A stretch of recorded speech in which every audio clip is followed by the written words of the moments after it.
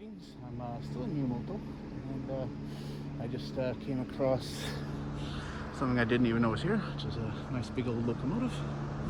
And it seems to be parked here at a museum or something. Guess they've got some other odd stuff over here, which I'll ride over and take a look at. So that's the locomotive there.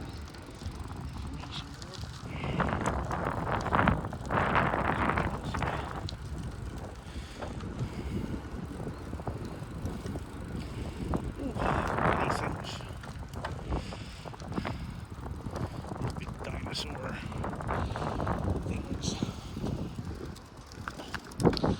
Oh yeah, he's got a nice grim face on him. Alright. So yeah, this is something.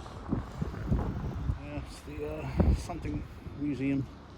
I can't remember. I saw it on the map and didn't really realize what it was. So anyway, no time to really stop. Gotta keep going.